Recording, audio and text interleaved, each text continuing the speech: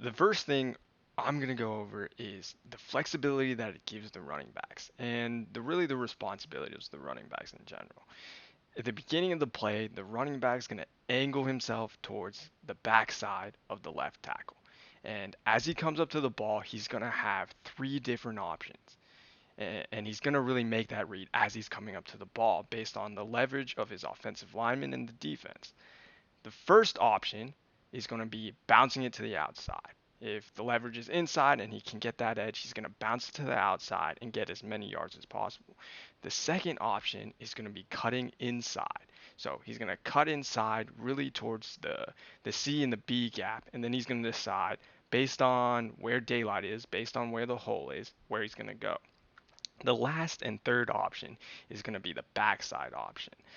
He's going to have the ability to go ahead and make a jump cut towards the backside of the ball if the leverage of the defense has been pushed all the way to the outside.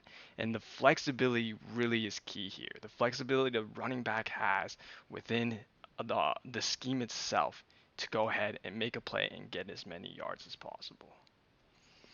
The next thing I really want to go over is the responsibilities of the offensive line. And in this zone blocking scheme, there's a lot of choices and flexibility that the offensive line has, but the goal is really to create space for the running back.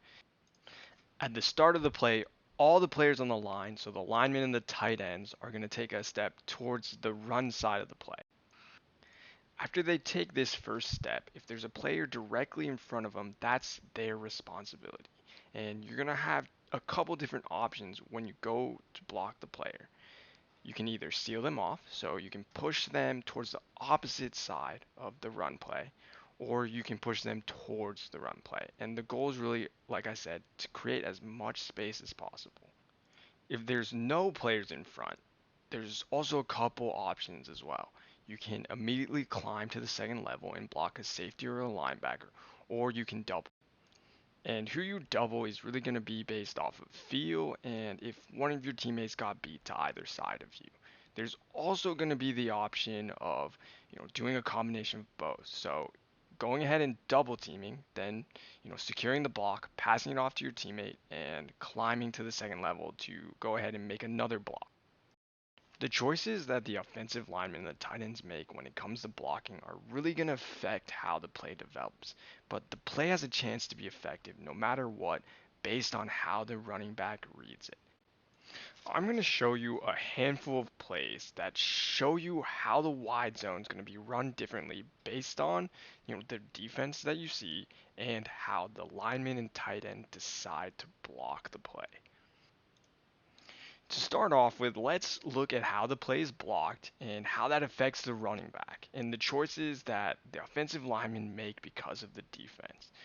The left tackle, left guard, and right guard are all going to have responsibilities. They're all going to have someone directly in front of them to block. But the center, the right tackle, and the tight end all are going to have a choice.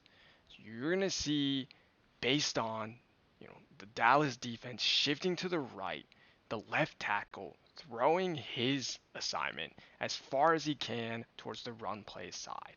And then the center is going to double, and the right tackle is going to double these defensive tackles as well. The tight end doesn't really have to be concerned about this end. All he really has to do is push him wide, make sure he goes wide enough that he can't really affect the play. Once he successfully pushed that defensive end to the outside, then he can go ahead and climb to the next level. The important thing that I want you to know is that whenever these linemen or tight end are making a double team in this zone scheme, they have the ability to pass that block off and climb to the second level once that block's secured. So whenever one of the players feels like, hey, this block is secured, my teammate has this player, let me go ahead. They can say, let me go ahead and climb to the next level and try to make another block so, my running back has as many lanes as possible. And you're going to see that exact thing happen here. The left guard and the right guard are going to be able to pass their blocks off and make it to another player in the second level. And that's really going to allow Nick Chubb to cut upfield and make a huge gain on the play. The right guard is able to get just enough of Jalen Smith, the linebacker. to give Nick Chubb the space he needs. This play is going to have the same result as the last play, but I want you to look at this clip because it really shows you the differences and the choices that the offensive lineman can make in this zone blocking scheme. And those choices are really going to be influenced by the defense and what the defense do post and pre-snap. So in this play, you're going to see the Steelers have the two linemen lined up really close inside, to the right of the center. That's going to make the right guard and the right tackle have these two players. And at the same time, you're going to see this other defensive lineman take a huge step inside. And that's going to allow the center to make a really good seal off block. But what's important is the left guard is going to have the ability to climb immediately. Just like the last play, the left tackle gets a really good push on his man way outside towards the run play side. And you combine that with an amazing seal off block by the center and that left guard climbing to the second level, it opens a huge hole for Nick Chubb to run straight through for a big gain. This next play is going to be very similar to the last play, but the choice the running back makes is completely different due to one part of the play. So you're going to see double teams on these defensive tackles again. But what's different is what the left tackle does. Unlike the last clip where the left tackle of the Browns got a huge push to the run play side, this left tackle doesn't get that. And Dalvin Cook trusts his burst and his eyes. He sticks his foot in the ground, cuts to the outside, and almost scores a touchdown. The last thing we're going to cover is the very last option that the running back has in the wide zone, and that's the option to cut back.